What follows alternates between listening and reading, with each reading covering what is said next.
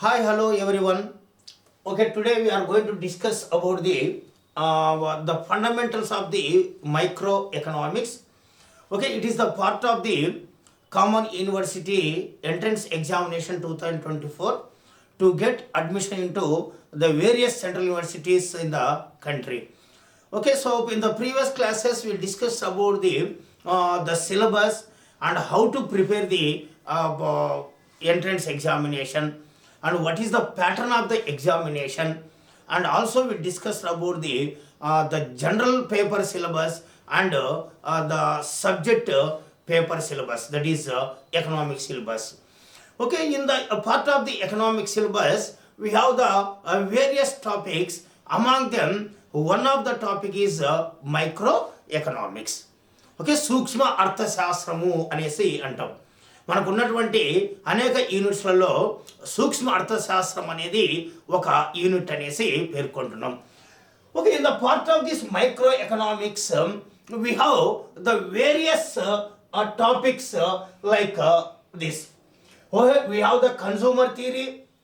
Okay, మనకు తెలుసు micro economics అంటేనే పర్టికులర్గా మనం రెండు ప్రధానమైన అంశాల గురించి మనం చర్చించుకుంటాం. ఒకటి కన్సూమర్ థియరీ, మరొకటి producer theory. So that's why the part of the micro economics one of the part is consumer theory. So in this particular theory we are going to discuss about the demand, elasticity of demand, utility అంటే ప్రయోజనము, indifference curve, ఉదాసీనత వక్రరేఖలు, revealed preference theory, consumer surplus.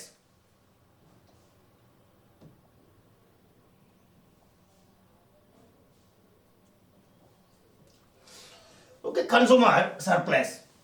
Okay, then the another is producer behavior. Okay, the part of the producer behavior, we can say that production theory. Okay, here we can say what is production and what is production function and ఉత్పత్తి ఫలం అంటే ఏమిటి, and law of variable proportionate చర అనుపాత సిద్ధాంతం గురించి మనం discussion చేసుకొని ఉంటాం ఇంతకుముందు.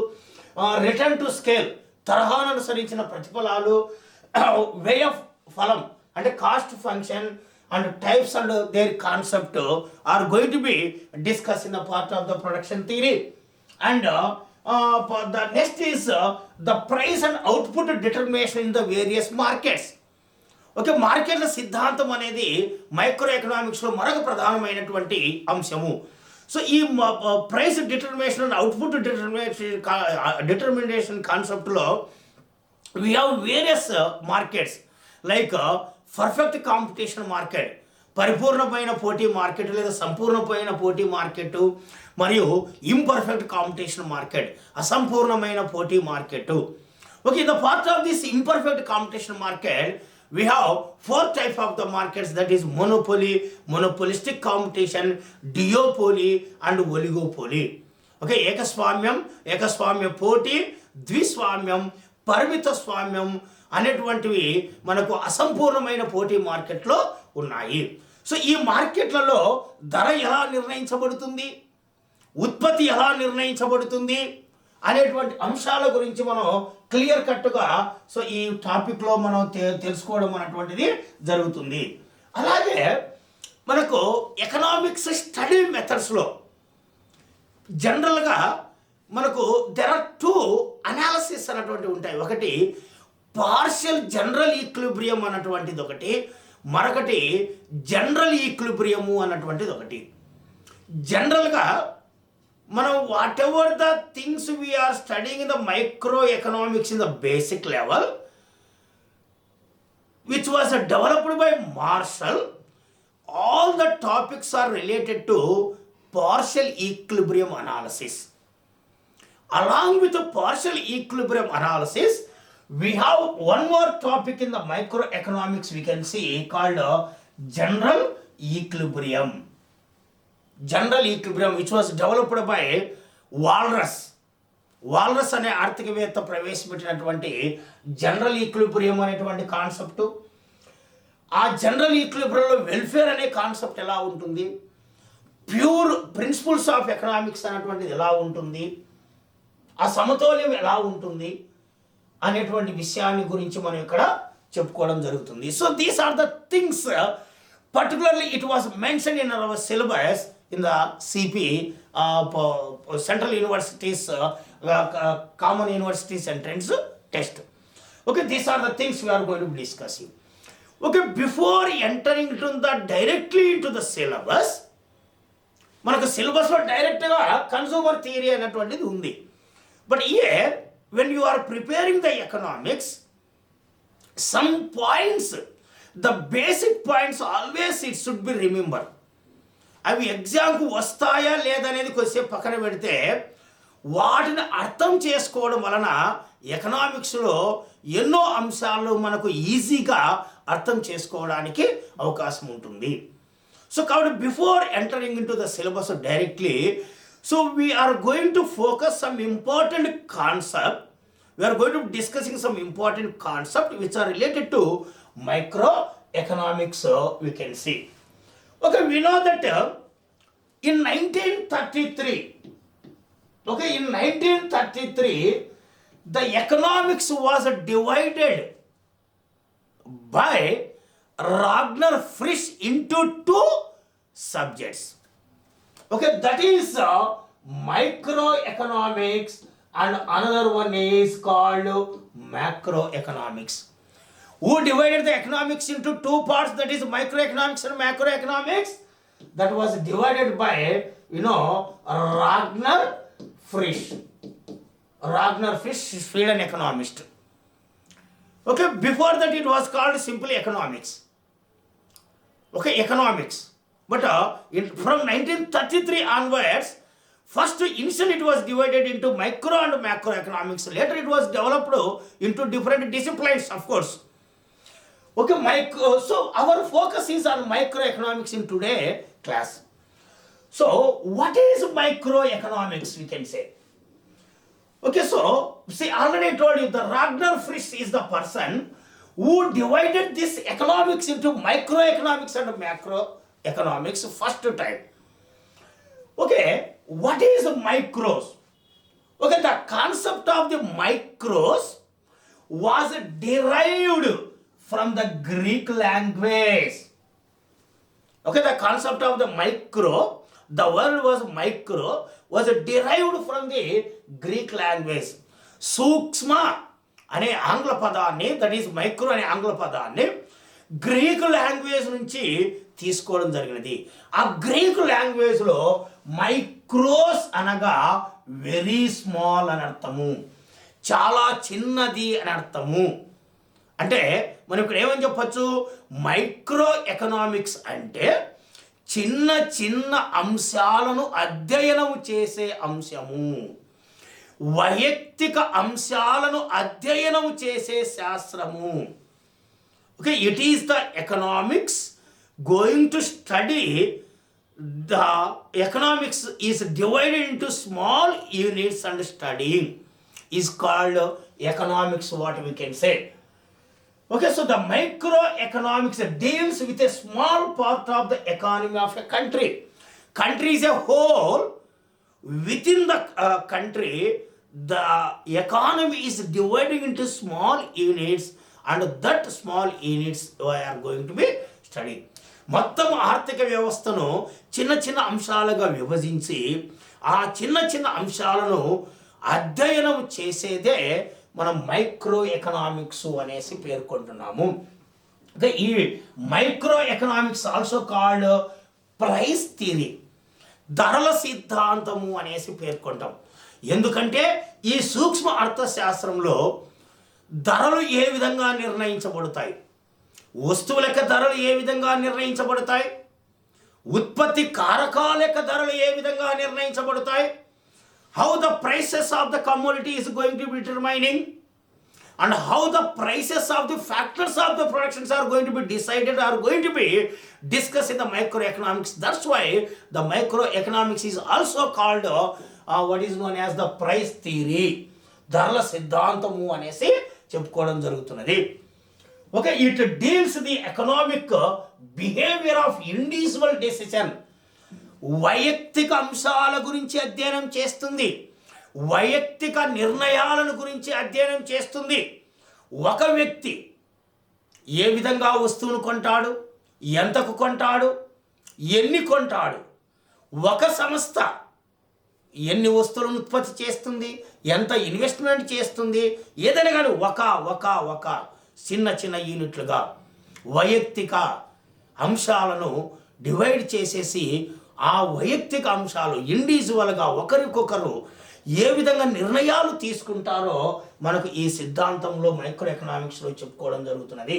It deals the economic behaviour of the individual decision making units in the economy.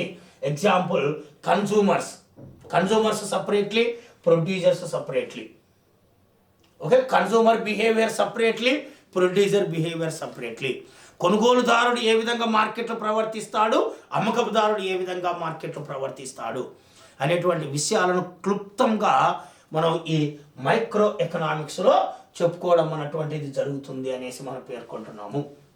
Okay, whenever we're studying about the economics, అర్థశాస్త్రం గురించి మనం చర్చించుకునేటప్పుడు there are so many methods are there in economics. ఎకనామిక్స్లో అధ్యయనం చేసేటప్పుడు అనేక అంశాలు ఉన్నటువంటివి మనం అధ్యయనం చేస్తున్నాం. వాటిలో కొన్ని మెథడ్స్ను మనం అబ్జర్వ్ చేస్తే ఒక పార్షియల్ ఈక్విలిబ్రియం థియరీ అన్నటువంటిది ఒక కాన్సెప్ట్ అయితే, జనరల్ ఈక్విలిబ్రియం థియరీ అన్నటువంటిది మరొక కాన్సెప్టు. నేను ఆల్రెడీ చెప్పాను, మైక్రో ఎకనామిక్స్లో పార్షియల్ ఈక్విలిబ్రియం ఉంది, జనరల్ ఈక్విలిబ్రియం ఉంది. పార్షియల్ ఈక్విలిబ్రియం అంతా కూడా మ్యాక్సిమం అధ్యయనం చేసినటువంటి వ్యక్తి, అభివృద్ధి పరిచినటువంటి వ్యక్తి Alfred Marshall. But general equilibrium అనేటువంటిది మ్యాక్సిమం అధ్యయనం చేసినటువంటి వ్యక్తి Walras. Okay, the partial equilibrium theory introduced by Alfred Marshall in the book called principles of economics, which was written by Alfred Marshall in 1890. 1890లో ఆల్ఫ్రెడ్ మార్షల్ రచించినటువంటి ఆర్థిక సూత్రాలు, principles of economics అనే గ్రంథంలో ఈయన ఈ పార్షియల్ ఈక్విలిబ్రియం గురించి బాగా చెప్పాడు. డిమాండ్, సప్లై, మార్కెట్లు, ఇండిఫరెన్సెస్ కరువు, ఇవన్నీ కూడా మనకు పార్షియల్ ఈక్విలిబ్రియం కిందకే వస్తుంది. Partial nothing but not complete. So like general equilibrium theory was developed by Leon Walras in Elements of the Pure Economics, which was written by him in 1874లో. అంటే partial equilibrium కన్నా ముందే walrus రచించినటువంటి general equilibrium concept first వచ్చింది. Okay, first వచ్చింది. So కాకపోతే partial ఈక్విలిబ్రియంకి ఎక్కువ popular అన్నటువంటిది కావడం జరిగింది. Okay, so the Marshall and Walras, they separately developed different methods. We know that is the Marshall and Walras methods fall under the larger umbrella of the neoclassical microeconomics. Okay, the economics లో classical economics అని, neoclassical economics అని, modern economics అని ఇట్లా వస్తాయి. Classical ఎకనామిక్స్కి ఏమో ఆద్యుడు Adam Smith, neo classical ఎకనామిక్స్కి ఏమో ఆద్యుడు Alfred Marshall. Not only Alfred Marshall, there are so many people like Walras also will come under the neo classical economics. Okay, this neo classical economics focus on how consumers and producers, consumers మరియు producers make rational choice to maximize their economic utility. వినియోగదారులు కానీ ఉత్పత్తిదారులు కానీ ఏ విధంగా తన ఆర్థిక ప్రవర్తనను చేస్తారో, తన ఆర్థిక ప్రవర్తన ద్వారా ఏ విధంగా గరిష్టమైనటువంటి యుటిలిటీ, ప్రయోజనాన్ని పొందడానికి, బెనిఫిట్ పొందడానికి ప్రయత్నిస్తారు ఇక్కడ మనం తెలుసుకోవడం జరుగుతుంది. అయితే ఇక్కడ మనం ఊహించుకోవాల్సినటువంటి విషయం ఏందనేసి అంటే, వాళ్ళ వద్ద ఎన్ని వనరులు ఉన్నాయి, ఎన్ని రీసోర్సెస్ ఉన్నాయి అన్నటువంటిది మనం చూడాలి. సో కాబట్టి వాల్రస్ ఎకనామిక్స్ అయినా, లైక్ మార్షల్ ఎకనామిక్స్ అయినా, అంటే పార్షియల్ ఈక్విలిబ్రియం అయినా, జనరల్ ఈక్విలిబ్రియం అయినా కానీ తన దగ్గర ఎన్ని వనరులు ఉన్నాయో దృష్టిలో పెట్టుకొని, ఎన్ని రీసోర్సెస్ ఉన్నాయో దృష్టిలో పెట్టుకొని, based on the availability of the resources. How can the consumers and producers will get the maximum utility, maximum benefit పొందుతారు, గరిష్టమైనటువంటి ప్రయోజనం లాభం పొందుతారు అనేటువంటి విషయాన్ని మనకు ఈ జనరల్ ఈక్విలిబ్రియంలో కానీ అండ్ పార్షియల్ ఈక్విలిబ్రియంలో కానీ మనకు ఎకనామిక్స్లో చెప్పుకోవడం అనేటువంటిది జరుగుతుంది. ఓకే, అలాగే whenever we are talking about this economics, so this economics are also going to be studied into two parts, that is positive economics and normative economics. Positive economics అనే పేరుతో, normative economics అనే పేరుతో కూడా మనం దీన్ని అధ్యయనం చేయడం అన్నటువంటిది జరుగుతున్నది. Okay, when we are talking about this positive economics involves predicting, అంటే ఊహించుకోవడం, అంచనా వేయడం.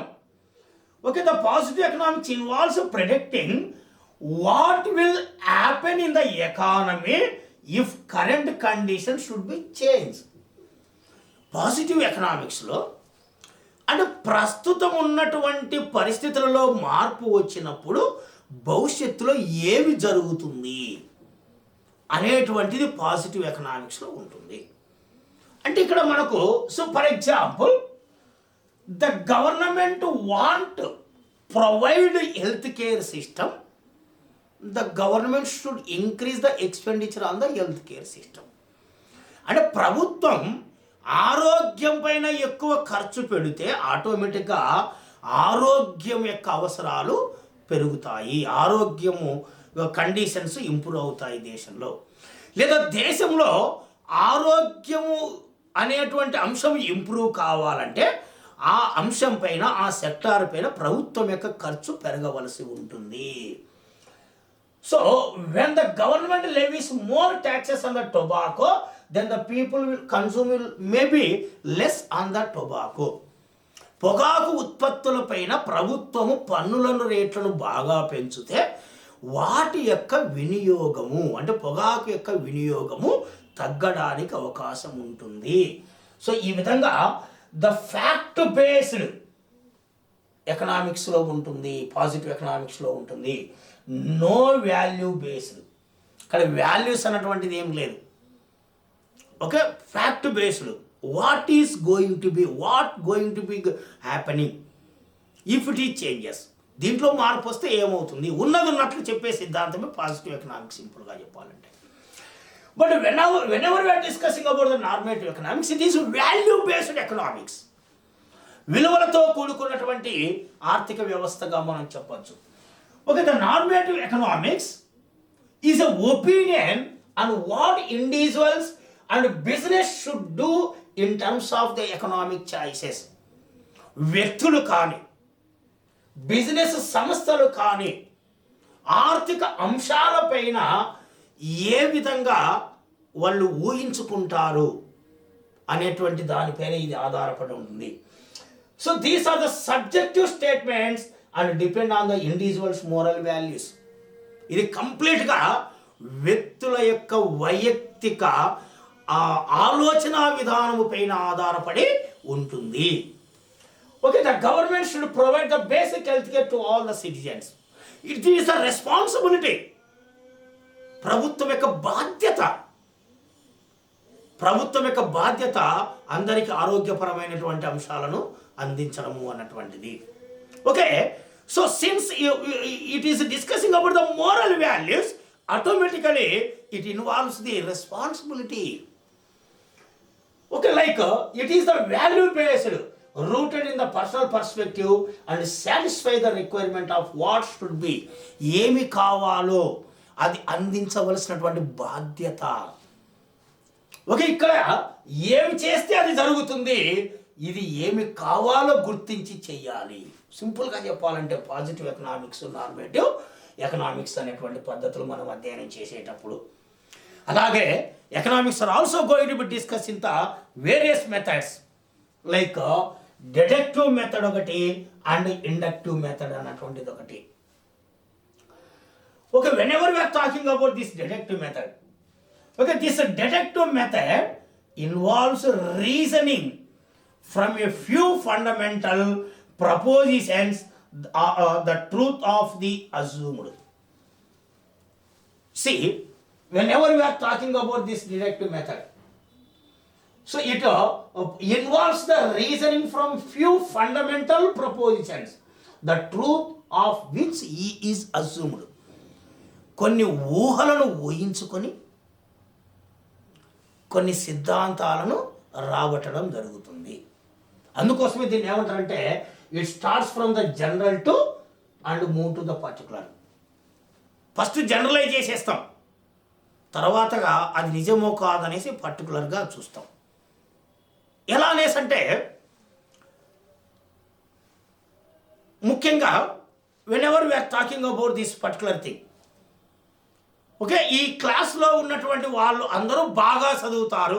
I given the statement directly, general statement ఇచ్చిన తరువాత whether all the students in the classrooms are studying well or not, I am going to be testing. ప్రతి ఒక్క స్టూడెంట్ను పిలిచి బాగా చదువుతాడా లేదన్నటువంటిది ఐడెంటిఫై చేయడం జరుగుతున్నది. అప్పుడు నేను ఫస్ట్ జనరల్ స్టేట్మెంట్ చెప్పాను కదా, ఆ స్టేట్మెంట్ కరెక్టా కాదన్నటువంటిది మళ్ళీ చెప్పడం జరుగుతుంది. సో కాబట్టి without studying the individuals, first we are giving the general statement. After giving the general statement, whether that general statement is correct or not going to be tested. So that is what we can see in the deductive method. But when you come to this inductive method, that inductive method involves a collection of the fact, drawing conclusions from them and testing the conclusion by other facts. Okay, first inductive method lo first testing చేస్తున్నాం, first data collection చేస్తున్నాం. Okay, first fact తెలుసుకోవడం జరుగుతున్నది, తర్వాత మనం generalise చేయడం జరుగుతున్నది. అందుకోసం ఇక్కడ ఏమంటున్నాము, it starts from the particular and move to the general. Okay, this is one of the example for the micro economics.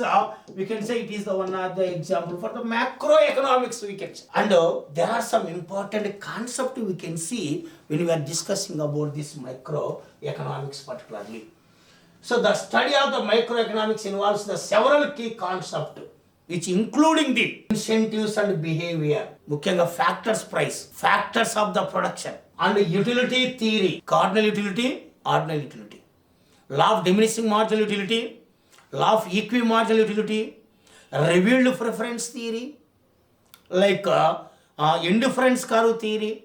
So all these things we can see in the part of the utility theory. Production theory, production function, ఉత్పత్తి ఫలం, చరానుపాత సిద్ధాంతం, తరహానుసరించిన ప్రతిఫలాలు, cost, revenue, price and value theory, we can say the markets theory. Okay, distribution, factors of price, okay, that is rent, wages, interest, profit and economic welfare.